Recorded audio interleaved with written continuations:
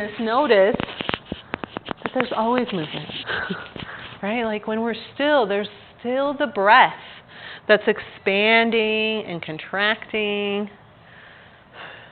You want to swap over to the second side? Let's straighten and just turn over to the second side.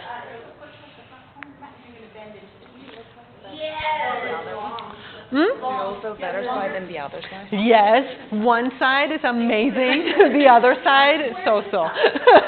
Medium. Yeah, medium. Again, a little exploration of maybe movement, maybe stillness.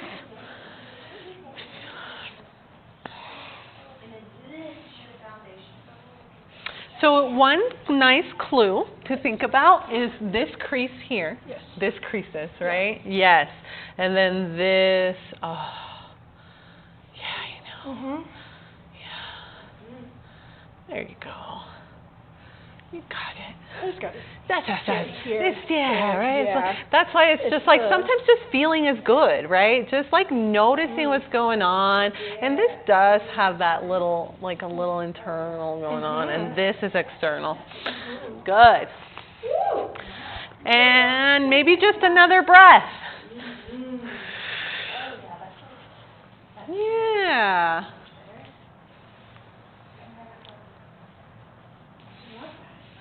It makes me happy. When someone says, I've never felt that in a warrior too, I'm like, yeah. That's the way. Starting to find your way out of this shape and perhaps coming back to the top. Oh, look at this duck. So cute. Sorry. Look at this I know. I get a little Dora fish sometimes, you know. Oh, sparkle. Oh, shoot. Never lose that bag. No. Oh, that's the bomb. All right. So are we somewhere here? Am I on now? Can I talk? Oh, thank you. Good. I just want to make sure I'm going to give you some parameters of your mat. Well, we're not really doing mat stuff right this second, but we. You come on this side of your mat, it's better. This side. This side. Yeah, you can come all the way up to right here. It's like I can be right here? Yeah, that's Hi. Okay, great. It looks like it's a little close to the camera, but it gets you. Okay, good. Love it. Yeah. You look very nice when you do right now. Thank you so much. Thank you. So we're actually going to talk a little bit about breath, and we got a little art project for us today. Yeah. A little art. We're getting a little artsy and crafty today. And we're going to have these experiences every once in a while, because not only are we working with our breath, our mind, our body, but also with the physical world, right? And so we want to see as well how the physical world also can mirror our internal experiences or our external experiences, right? How this is not a separate practice. This is a practice connected to everything. So, breathing, you can stand, you can sit, however, wherever you would like to be, because we're talking again. We're chatting. Yeah, so the breath process, and we briefly brought up the breath formula yesterday. It's something that we can begin to practice right away, and we want you all to begin to practice breath formula as soon as you can. So what is the breath formula? You take a breath and then you speak. It's very simple, but complicated I mean, maybe perhaps complicated is not the right word, but it's one of this remember and forget. We forget who we are when we're just talking really fast and we're going like this 1,000,000 miles an hour and I don't even stop to take a breath. I just keep on talking about the breathing. But I remember who I am when I take a breath and I speak to you all. It allows me to stand in my own 2 feet and it allows me to be centered within my truth just by bringing myself back into my breath. Taking a breath before we speak is going to be one of your best tools for teaching and for all of the communication exercises that we have coming up for you all. So as we start our practice, I want you to already start thinking about this breath formula because it will continue to come up. And you will notice as well when you're not breathing.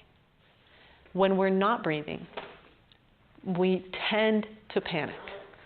So that panic zone slide that Ashley showed us, we're overwhelmed, we are shutting down, and perhaps we're trying to just get through something.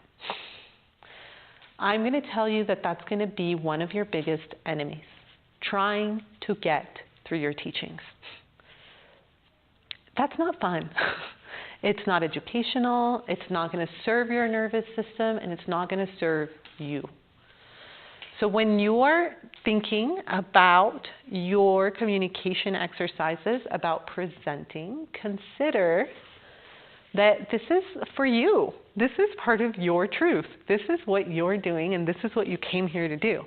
And so you want to find that even through your anxiety about presenting and being in front of a room.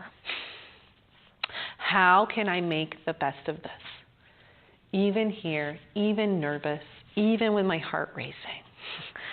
That breath helps us slow down our heartbeat. It expands the blood vessels. It slows down our heart rate, and it brings us into our center, especially if we can actually drop into these spaces, right? I was saying you can meditate on your heart. You can meditate on your solar plexus. You can meditate on any of your chakras.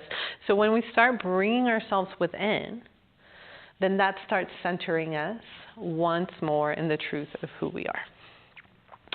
So the breath has a very complex process. And we do have some lung videos and some lung pictures to show you. But I also want to get into our little project. So give me some, I'll give you. I'll just give it to you. Breath comes in through the nose. So our oxygen comes in through the nose, and then it comes down into our trachea. It's a separate spot from the esophagus. The food goes down one way, and the breath comes down into our trachea, okay?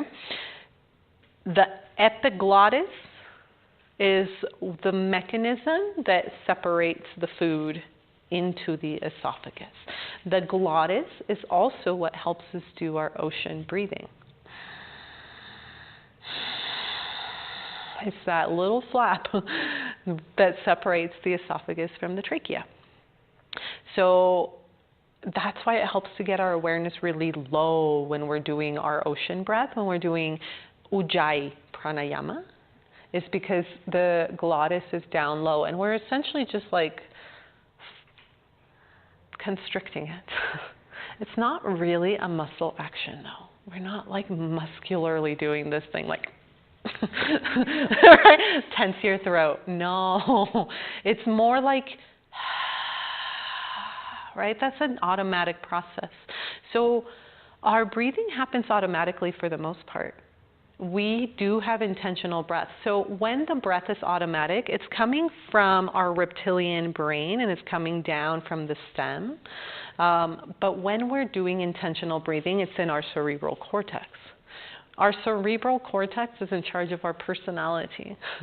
So when we are intentionally breathing, we're actually fine-tuning our personality too. When we are in the back, we lose our personality, and you might have heard things like, oh, they were besides themselves.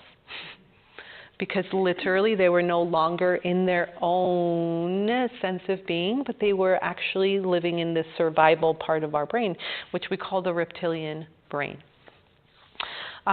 So back to the breath process. The breath, then the oxygen comes down into the trachea and then it goes into the lungs. The lungs have bronchioles in them and they look like upside down trees. So the trees essentially take in the oxygen all the way down into the alveoli sacs that look like grapes. And, you know, I can send you a video of all of this for your review. This is just a very brief process. And from there, they take a little bus in the blood cells to all of the parts of your body.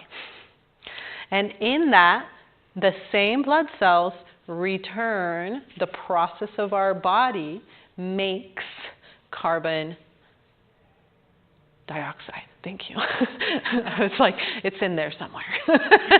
Carbon dioxide, and that's then the little buses come back to pick up oxygen with carbon dioxide, and then the carbon dioxide uses the same process to leave our body. Good? So far, great. The next piece of our breath that is vitally important for us is the diaphragm. So our diaphragm is a big muscle that attaches from the inside of our sternum, and it attaches along, yeah, you can feel right under those ribs. There's your diaphragm. It goes all the way around all of the ribs. So it attaches all the way around T12, and then it attaches to your lumbar spine, all the way down to L4. Now it's funny because our body is asymmetrical, and there's two different pieces here that are just side notes. The right lung has 3 lobes. The left lung only has 2 because the heart takes up that space of that 3rd lobe. So the heart is nestled in between our lungs, but it's more on that left side. So the oxygen comes in to the lungs, and it actually, sorry, I forgot that step. It gets taken into the heart, and then it goes into the blood. Duh. So the left side takes in the oxygen, and then your right side also helps bring back that carbon dioxide too. So we have this up and down circulation that's consistently occurring in our body, moving down the left, coming up the right, circling our way through the breath. The diaphragm. The diaphragm is a parachute-like muscle, again, attaching all the way around you, and it is vitally important in our breathing process. So when we breathe in, the diaphragm moves down. And that's why when we're doing our 3-part yogic breath, they talk about a belly breath. We're moving into pushing the organs down because of the diaphragm. And then as we exhale, the diaphragm floats back up. You want to see it? Let me pull up my computer. I don't know why. It's not right there with me. Yeah, where did the computer go? There's a lot of really, really cool diaphragm videos, breathing videos.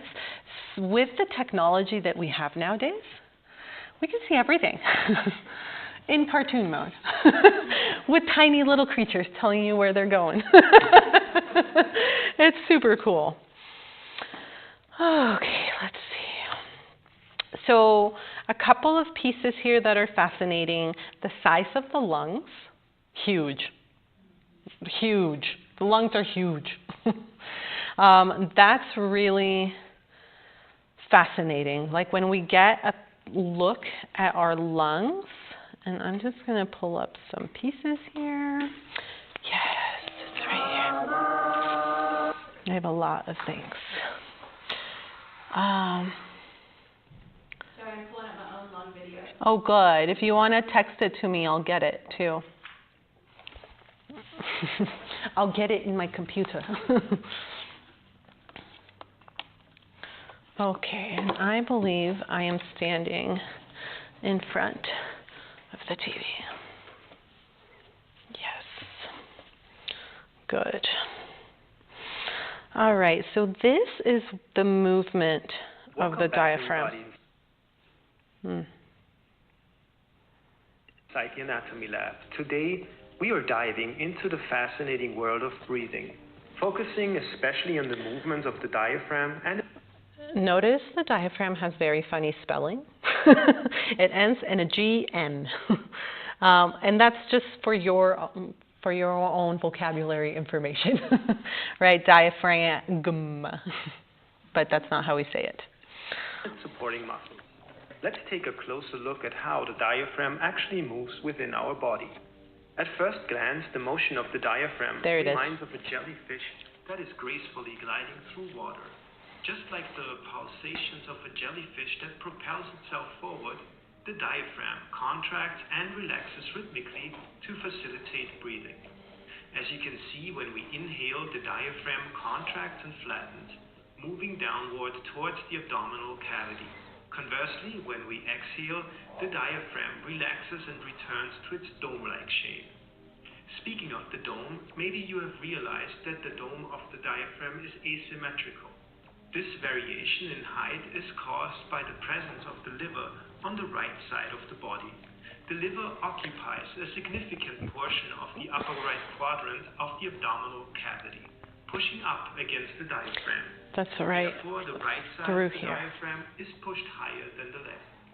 I've read that the diaphragm can rise up to 6.5 centimeters from its lowest to its highest position. That's crazy, right? Depending on the stress level and, of course, our very own individual anatomical structures. In this animation, the dome rises about 2 inches or 5 centimeters. Let's move on to my favorite camera angle. Here you can see the diaphragm unfolding. That's all tendon, by the way. That white stuff is all tendon. That you can see allow the aorta, the esophagus, and the inferior vena cava to pass through. As a side note, when the diaphragm contracts, it typically thickens from 1 to 2 centimeters or from 0.4 to 0.8 inches. I find this quite remarkable. Let's move on and add the helper muscles for the diaphragm. And this is nice too. Muscles. Without going into too much detail, these muscles have 3 layers and we will focus on only 2. The external intercostal muscles, which are visible on the surface, contract during inhalation, lifting the ribs upwards and outwards. This expansion of the torso aids in drawing the air into the lungs. Beneath them, the internal intercostal muscles contract during forced exhalation, depress the ribs, and assist in expelling air from the lungs. To better understand the movement of the intercostal muscles, locate your ribs with your fingers and gently feel the space between them. That's where your intercostal muscles lie. As you breathe on your ribs, so your whole hand, okay, push in, and then find an exhale, so empty everything out. There's no air left. Keep going, keep going, keep going, keep going, keep no air left. And then breathe in through your belly first. Fill your belly, pooch your belly out. And when your belly is full, now you'll feel your ribs expand. And then you'll feel your chest expand. And then as you empty, chest goes first, and then ribs, and then belly. So those intercostals are the middle part of that ujjayi breath that we use in yoga. So he's going through a full breath, where most people breathe is kind of in, sorry, I just kind of took over, I apologize.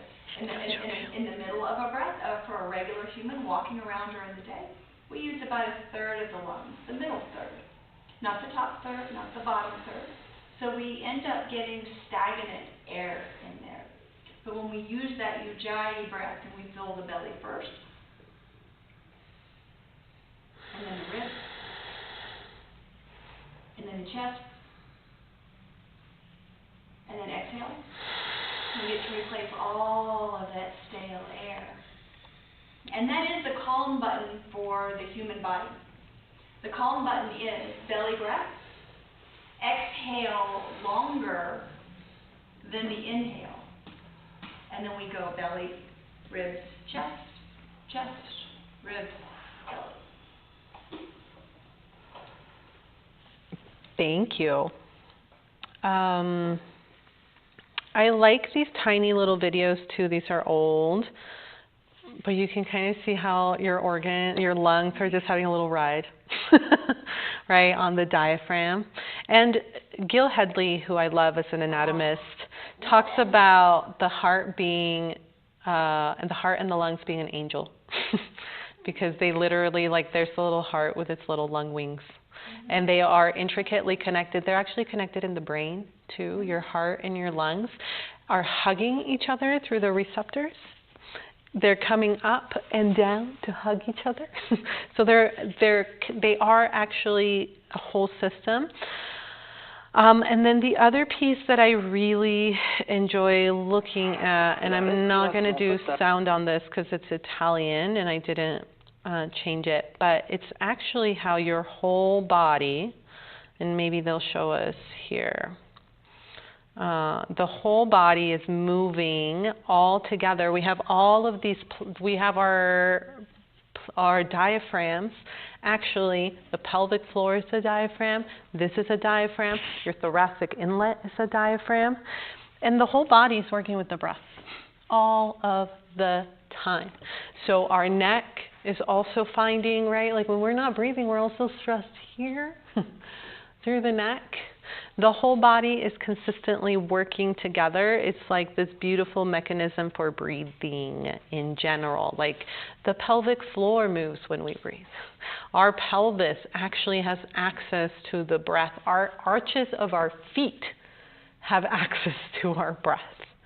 And that's fascinating to think that the inhale expands and moves and the exhale brings you back in. And that's in the whole body, not just here through the intercostal muscles. I was just going to swap a root real quick. Do it. And show this one with the lungs moving. Ooh. Right. Not a cartoon. Not a cartoon. Real lungs. That's why I was like, oh, okay. So this is where we will diverge. Yeah. And this, to me, this changed my thoughts on breathing. Looking at lungs, a real lung These are breathe. real lungs Yes, moving. for sure. Okay, so this is one side. This is the left-hand side of the lungs, and then the right-hand side of the lungs, and you're going to see them absolutely expand. Didn't really look like lungs, and didn't think those were lungs, and then they come back in. So you start to see the angel wings that he talks about, and it's all connected, and then it all goes back down. So when we talk about at the bottom of your exhale, where you have no air left in your lungs, and that's where you get to move around the most, at the bottom where there's no air, you actually have more room in your thorax, in your sternum, to move. I'll play that one more time. Where did you get their fem? Do where what? The fempool. Oh, this is from Gil. From Gil Hedley. The fascia guy that we just love. Goober. He is just the biggest geek, and I love him. You'll see a lot more of him. But he's taken this cadaver, clearly not alive, and they are blowing up the lungs. Oh, okay. That middle swole was some animal lung. I can't remember what it was, but yeah, it's weird. Wow. Weird. So when we're not breathing 100%, we're just in the middle of this. So the lungs are sort of full, sort of empty, and it's like in the middle where you go and then you go out. So in yoga, this is why it's so important to empty the lungs completely and then fill the lungs completely. Because when we're doing this, we're transporting CO2 out of the body. And you know that the more CO2 we have in our body, the more inflammation, the more acidity, and the sicker that we are. So we do want to expel as much as we can. Like our pH level starts to turn more acidic with more of CO2 in the blood. Yeah. Yeah. Exactly. So if you want to, there's an easy way for you to feel this. Okay? So exhale all the way out. And just hold it. Hold it. Hold it.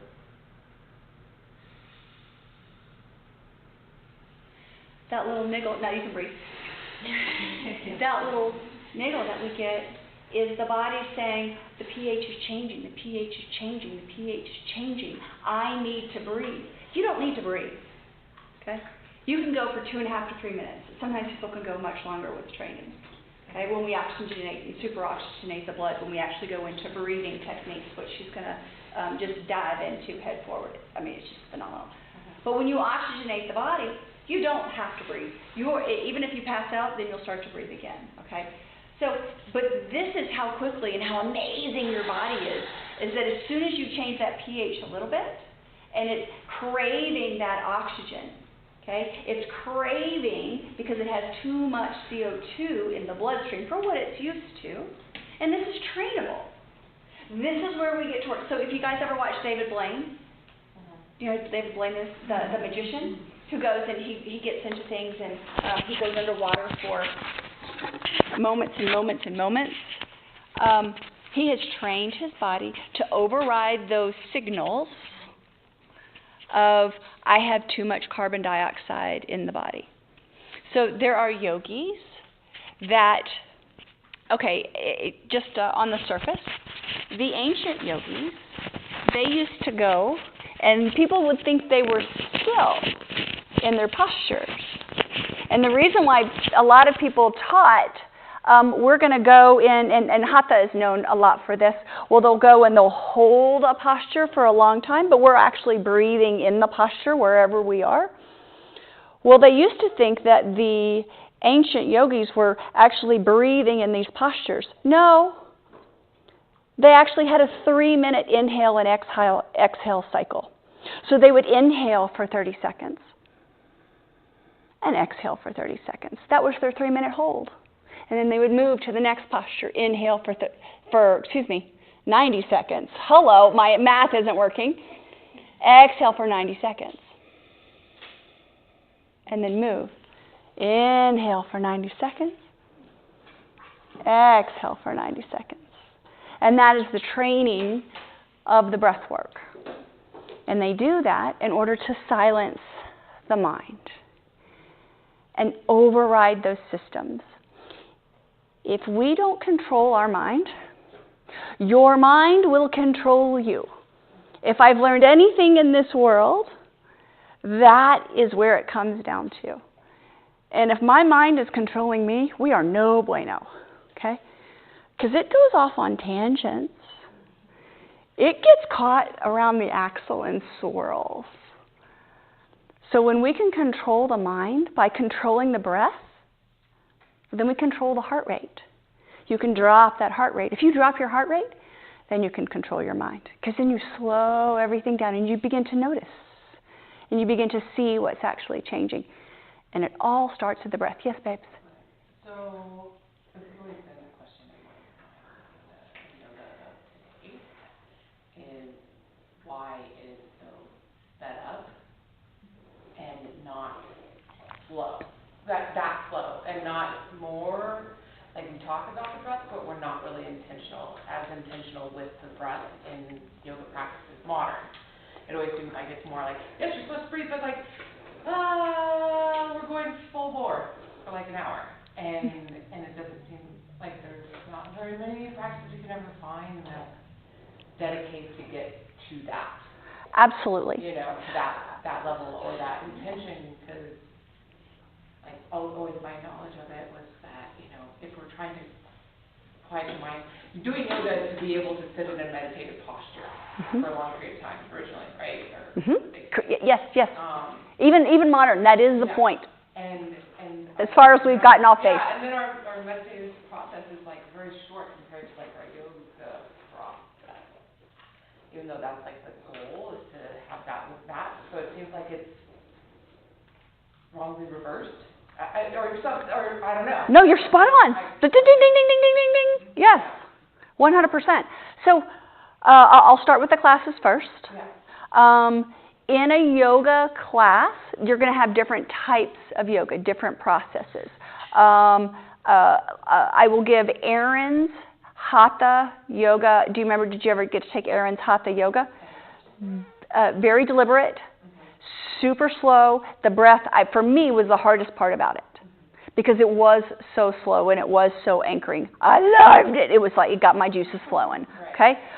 Because it was so hard, okay? Did you see how many people came to Aaron's class?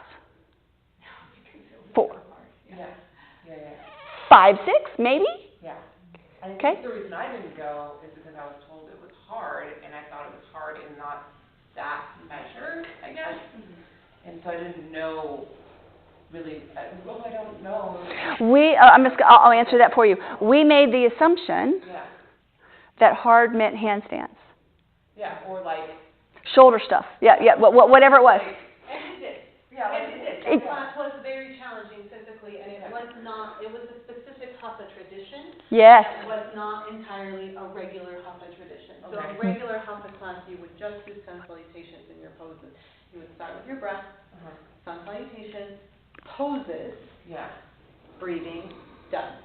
Okay. That's it. And his was a specific tradition that did do chin stands and did on posture 4 and did Taoist movements as well. Okay. So there was a mix of traditions in his class. So it was physically challenging. Oh, yeah. Okay. Yes. So that's one of the, like the big variations of it, right? So then that's what I get. So he was. I did like that style of chin stand. My body says, it says, we're not going there. My neck hurts just doing that. Okay? So business-wise and class-wise. Now, I think after hearing this, when you go back to another class, you will hear the breath calls. Because I think the teachers here are really, really good with breath calls. Now, the challenge is you staying with that breath. So when we're here, and I'll just exhale, forward fold. Inhale, half lift. Exhale, chaturanga. You got to get there. That's where you stay until the bottom of your exhale. Inhale, upward. Exhale, downward. So it's not allowing the little half breaths in there. As teachers, we can always do it better. Yeah, no, it's just been my life through. Well, I am so with you. So I went, this training that I said that I went to that I didn't care a lot about it, they said that no yoga teachers talk about breath. I know. And maybe the classes that they go to don't. I don't know where they go. We invited them here, and they said that they didn't want them to see yoga in a studio. So anyway, so it was yoga for first responders. So they were trying to make yoga accessible to people who would never come into a yoga studio. So there was an excellent purpose for it. Well, yes. But I felt like they made a broad brush sweep of yoga teachers, like we never talk about breath. So with classes, it is absolutely true that a lot of times we will get away from breath by breath. But also, when you have a lot of levels in a room, okay, which you're always going to have, unless, I don't know, someone's going to come up with just an advanced yoga class, which no one's going to go to because we all think it's hard. And even at that, when you start to slow it down, people find it much more challenging to stay with the breath, and then they just won't come. So it's a very, very good observation, Ramsey. Well, it's just something that I've noticed, and then you don't really see any class, like anywhere. Like really, very rarely do you see a class that. And I don't know how to differentiate them because I don't know all the different types, and like, Sure. they don't mean either. So I was just like, I would hear one thing, and I'm like, well, I don't ever see that anywhere, so where does this ever exist? And hospice is split into being just a physical tradition for the most part, with breath included. Right? Like breath is included as part of hospice because of the way that we've modernized it. Okay. But yoga was just breath. It used to be just breath. And the postures came in as a way to make breath accessible. Okay. But then because To find like a rhythm to the breath or something? to find the body Get in touch with so that it. you don't hurt yourself. Ashley said yesterday, I sat all day and I ended up hurting myself. That was the same. Yeah. They sat all day and they found that, I mean, when we sit for 3 hours, we stand up like, okay. And so that's how asanas came about, was because this moment of like, I gotta do something to open up after sitting for this extended period of time. So that's how they ended up joining together, the two. That makes sense. But we think about asana, again, it's a physical practice. That means it's a root chakra practice. And it can be all the chakras, 100%, but in its essence, it's a physical practice, right? And so we are very focused on the physicality. Perhaps it's a reflection of what we need right now. It's a reflection of the cultural needs. We need to stabilize within ourselves first in order to rise up a little bit. And different practices and different teachers teach it different ways. Yeah. Okay? Some people's, and I put it to blood types. I don't know how accurate that is, but I put it to blood types. If you're O negative, I know that my body reacts better with red meat and hard work. That's where I thrive. For me to get quiet in my brain, I have to have exerted a lot of energy. Like when I do my morning meditation, if I haven't practiced beforehand, I am all over the board. Okay? It's getting better, but in 10 years it'll be great. Okay? But I want it to be, this gets into my productivity thing. I want to have a great practice and a great meditation so that I set my day on fire for the rest of the day and everything flows smoothly. Like no one can get into my bubble and poke me. Okay? For me to do that, I have to have a vigorous practice. Period, end of story. Doesn't have to be an hour. It can be 15 minutes. It can be 20 minutes. I have to get out and force my breath for me to get still. I know that that's how I am wired. Other people don't have to. And I would love to be in that group. I am not in that group. Or at least today. It's vice versa. It's like having curly hair and straight hair. Yeah. You want the other. I watch your straight hair. Yes. Yeah. So these are great questions. Yeah. I've just always been curious. And have you ever had a class where you struggled to stay with the breath because it was so hard? And then you got still at the end and you were like, boom, in like Zen. Like, nothing else mattered. And you were able to find that meditative space simply? Or did it rile you up so much that you're like, and I got to get to this grocery store. I got to, I'm going to clean my car tonight. Different things for different folks. Do you find the same? I am the opposite. I can sit all day. You put me in, I'm like, oh. I can sit like this. I can sit like this. I can sit all close. Yes. I can sit any which way. And so I find meditation is my go-to all the time. Like, you leave me alone in a cave, fine. Except for I need to learn some fishing. And I wouldn't quite survive in that way. No, need food source. Right, but I don't. My case.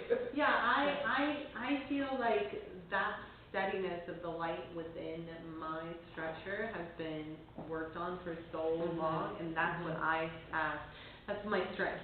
Within being able to sit in that and be like, I don't need to talk to anybody for days. What blood type are you? No, Yeah, what blood type are you? I actually think I'm A positive, I think. So do you see that we couldn't be further away? And I am the universal donor. She is the universal recipient. I'm A positive.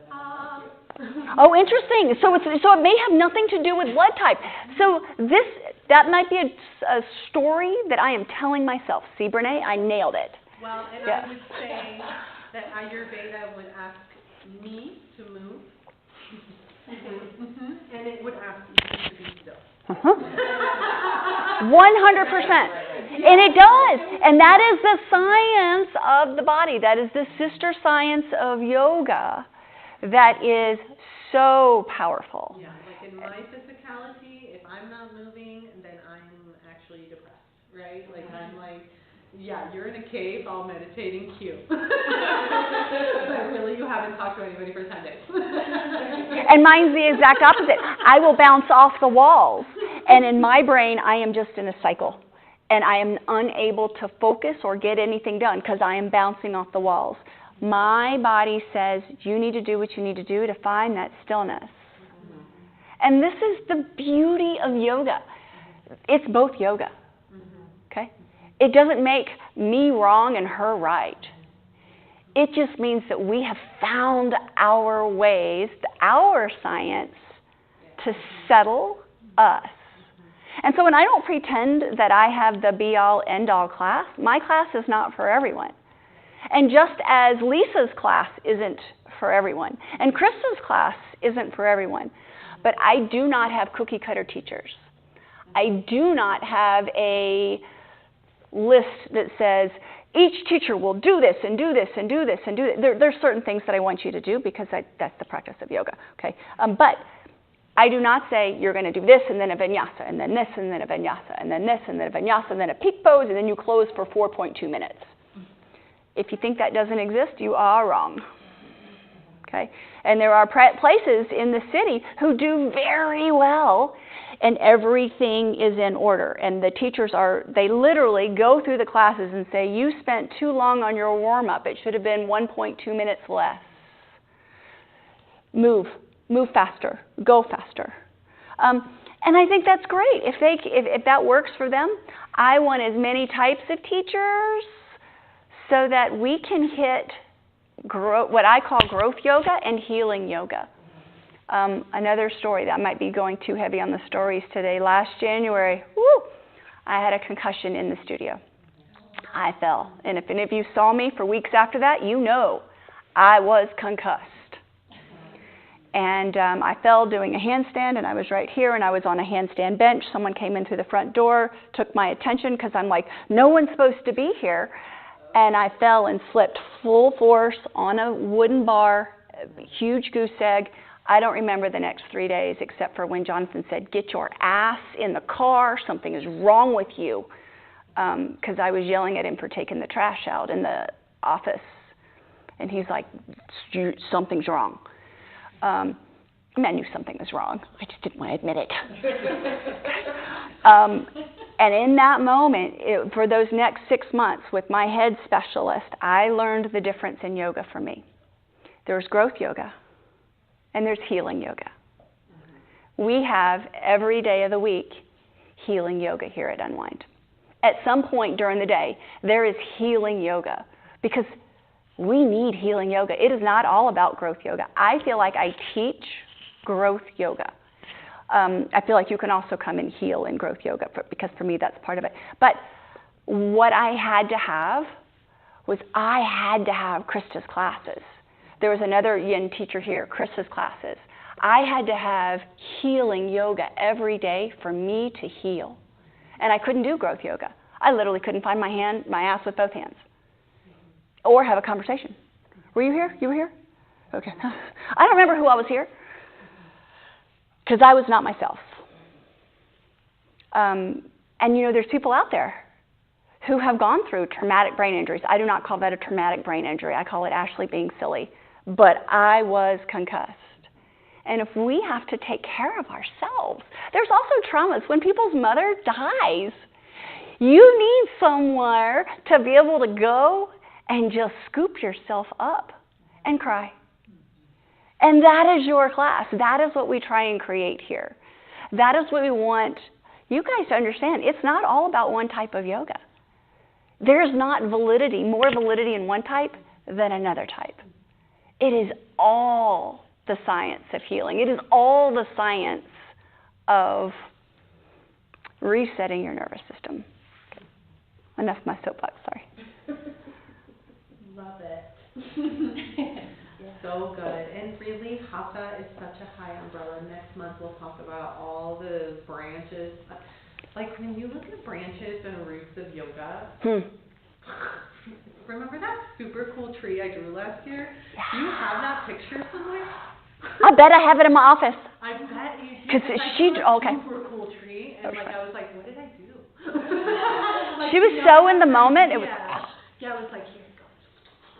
And like it had all the branches of yoga and all the roots of yoga, and like it's just so much. And the way that Hatha presents itself now is so varied. I mean, there's such a thing as like shadow yoga and like yoga of the nadis and yoga of like there's all of these crazy different branches, and they all have very particular styles of working. Like I was just asking one of my colleagues, like, how do you teach? Right? Like, what do you do? And he's like, oh well, I work with the winds of the body. That sounds like a smelly class. Just a thought. I might not sign up for that class. I look at the students and I think, do they need upward movements or downward movements? Interesting, yeah. Okay. And he came from a very specific line of yoga. And he's like, I just look at the bayous, or what they're called. He's like, I look at the bayous of people, and I look at the bayous all around me, and that's how I teach. Oh, bayous. Coming soon to a yoga school near you. Yeah. Very interesting, for sure. And so, and that's part of the discussion about yoga as well, is how it's just so broad these days. It's so broad these days. And what people actually want to learn may not be meditation practices, right? Like I think that's a seasoned practitioner. Seasoned practitioners are like, I know how to get there. I know what to do to get there, right? Like I'm gonna have to do a little movement in order to get there. Yeah. And then there's that desire. Oh, and I might get there, but it might be an hour. Right? But if I can do it in 15 minutes after 15 minutes of movement, that's my efficiency thing kicking in. But I can. That's like so cultivated right now in society, right? Like you have to cram in as many things as you can into your hours of the day. Don't stop. Don't reflect. Keep moving. Keep doing human doing. Right? Human doing. Human doing. And I think it's so, what I love about this is like the intersection of human behavior and motivation, and then you've got like the chemical reactions with biology, and like it all comes together in this kind of crazy way. And thinking about, like I do a little bit of marketing like stuff, right? Or think about like behavior change and communication, and it's like, people might also articulate something that they want, but it's very, very different from what they actually show up for. You know, and I think that, like, I can see that with yoga being the case, because I think people crave novelty, they crave, like, otherwise those new branches wouldn't all exist, because there must be people going to them, right? There must be enough interest, because there's the novelty and the, like, you know, let's try new things, and let's, like, oh, I don't know about that studio, I'm going to go to this studio. I don't know about that teacher, I'm going to go to this one, right? And it's fascinating. It's a lot. I also love it. This was something that was super powerful for me. So when I would go to a class thinking, this is what I'm going to get. I'm going to show up, and there's a sub. And then I go to this sub, and it's slow and powerful, and I'm like, dagnabbit! That's what I needed. Thank you, universe. Or coming to a class and thinking you're going to move, and then they're like, we're going to breathe. And you're like, oh my God. Yes. Yeah, exactly that. Yeah. I panic right away, right? Like, I'm like, what do you mean? I thought I was going to move. And like, when I think I'm going to move, I want to move. Right? I don't want to come and breathe when I'm going to move. And Well, and you know, and all I can say to myself is when that happens is, oh, you thought you knew what you needed. I don't think so. You think you're so smart, young lady. I hear my father say that. That's his voice coming in. And I'll tell you what, it is always right. What you get is always better than what you thought you needed. And it's just that trust. Rather than me being pissy, saying, oh, I'm out of here. Maybe that's what you needed. Or being pissed the whole time. Yeah, and then that comes back to that beginner's mind. And I'm not saying I haven't done it, okay? I have gone thinking, and then you're just like, look, you're already here, Ashley. You're already on the mat. You've already done the hard part. Why don't you just listen? And all of a sudden, as soon as you get open to it, you're like, oh, this is just juicy, fantastic. And then you get to squeeze out of your practice what you need. And you get what you need, which is just the most amazing thing. One more thing with this. When I shifted my perspective from life happens to me rather than for me. Huge. We think we know. And it absolutely shifts. You know, I don't know how many times I've learned the patience lesson, Krista. You're probably still learning it with me now. But it's... I laugh. I just laugh. And I love that one of your great traits is that you say, like, oh, this is for me. Like, every time Ashley and I have conversations, she's like, oh, this is for me. So it's a great example. That's what makes the yoga a relating, right? Is that we can have a challenging conversation, and that both of us are like, wait, what's here for me, right? Because both of us are self-responsible humans that are like, wait, actually, for me, patience, right? For me, it's a little patience and like, oh, what was that? Oh, okay. And then being able to come to Ashley and be like, one, that takes like courage, right? To be able to be like, hey, this is up for me right now. What's going on? And coming from a place of compassion. And for Ashley to be like, great, let's do it. Yeah. Or let's talk about it. Or, oh, I didn't realize, right? Like, and same, I hope that you have the same experience. 100%, if not more. Because I've always loved having difficult conversations with adults. I've always enjoyed that. I love for someone to change my mind. I know it's weird. It's very weird. I love it. I want someone to tell me their perspective that I don't agree with completely. And I want you to explain to me why. Because I feel like I'm clearly missing something. As long as it's adult. As long as it's not like, oh, well, you're so stupid. Or you're just shallow. Or whatever it is. Well, but I love that because I want to know why and what I did to make it challenging. Because I guarantee you I did. I mean, there's something that I did that either I didn't think about or I made an assumption of. It happens, and then I just go on trying to be efficient. So, I mean, you see my journey. You'll see it for the next 9 months. So. Okay, are we crafting? Okay, so no. Oh. We're not crafting because, No, I'm just kidding. We're changing our perspective right now. Okay. Because we have 2 hours of pranayama tomorrow in which we can craft and I can come with materials already cut.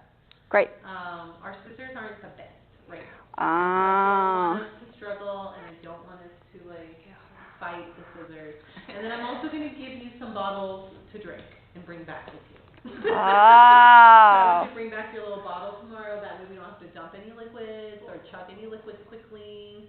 We're like 95% prepared for this. Okay. I have everything with us. It's just better if we have sharp scissors and if the liquids are empty from the bottles already. Okay. Would you like to do yoga slides for a little bit? You have I do. If you want to move on to that. Love it. Okay, I'm going to stop the recording and start it again. Perfect. Great. Anybody else worried about how loud their food is today? Yes. No. Please don't. Please don't worry. No. Crackers that I don't want to chew. Please Shoot. No. Okay, sorry. I didn't mean to scare you. Sorry. Yeah.